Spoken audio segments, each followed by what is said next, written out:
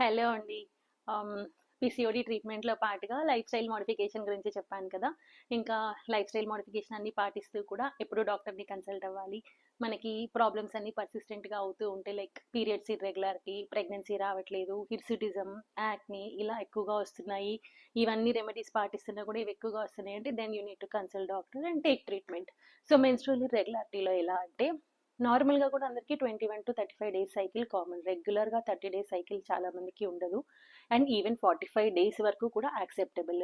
21 days కానీ, 45 days కానీ period వచ్చేసి 2-7 డేస్ మోడరేట్ ఫ్లో ఉంటే అది కామన్‌గానే అవుతుంది. అలా కాకుండా మరీ హెవీ ఫ్లో అవ్వడము, మోర్ దాన్ 7 డేస్ టాబ్లెట్స్ వేసుకుంటే గానీ కంట్రోల్ అవ్వట్లేదు, 2 మంత్స్‌కి గానీ పీరియడ్ రావట్లేదు అంటే అవన్నీ లాంగ్ టర్మ్ ఈస్ట్రోజన్ ఎక్స్‌పోజర్ వల్ల అవుతుంది. సో లాంగ్ రన్‌లో ప్రాబ్లమ్స్ వచ్చే ఛాన్స్ ఉంటుంది కాబట్టి 2 మంత్స్ వరకు పీరియడ్ రాకపోయినా హెవీ ఫ్లో అవుతున్న పీరియడ్స్ అప్పుడు దెన్ డెఫినెట్లీ డాక్టర్ని కన్సల్ట్ అయ్యి మెడిసిన్స్ ఇస్తారు. ఈదర్ నాన్ హార్మోనల్ పిల్స్ కానీ హార్మోనల్ పిల్స్ కానీ.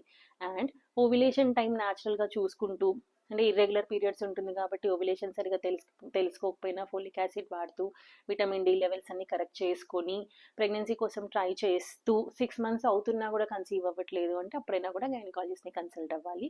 అప్పుడు ఏంటంటే ఎగ్ రిలీజ్ కోసం టాబ్లెట్స్తో ఎగ్ గ్రోత్ అవ్వట్లేదంటే ఇంజెక్షన్స్ కానీ ఇచ్చి ఫాలిక్యులర్ స్టడీ అంటాం. అంటే డేట్ అయిన తర్వాత సెకండ్ డే ఒకసారి వెళ్ళి కలిస్తే టాబ్లెట్స్ ఇచ్చిన తర్వాత మళ్ళీ 10th డే కానీ 11th డే నుంచి కానీ ఫాలిక్యులర్ స్టడీ కోసం రమ్మంటారు అనమాట. సో ఎగ్ రిలీజ్ అవుతుందా లేదా దాన్ని బట్టి మీకు ట్రీట్మెంట్ అనేది చెప్తారు.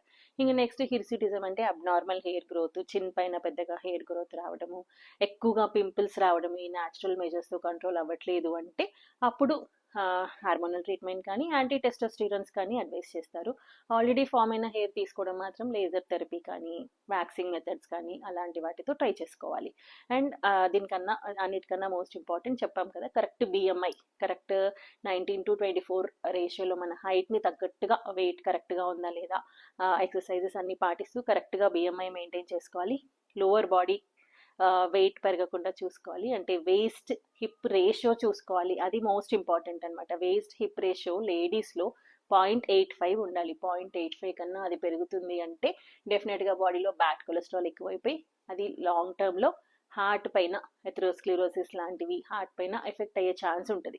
కాబట్టి వేస్ట్ సర్కంఫరెన్స్ తక్కువగా ఉండేటట్టుగా చూసుకోవాలి, బాడీ కొలెస్ట్రాల్ తక్కువగా ఉండేటట్టుగా చూసుకోవాలి. సో ఇలాంటి ప్రాబ్లమ్స్ అన్నిటికీ డాక్టర్ని కన్సల్ట్ అవ్వాలి, దాన్ని బట్టి ట్రీట్మెంట్ చెప్తారు. ఓకేనా? Thank you.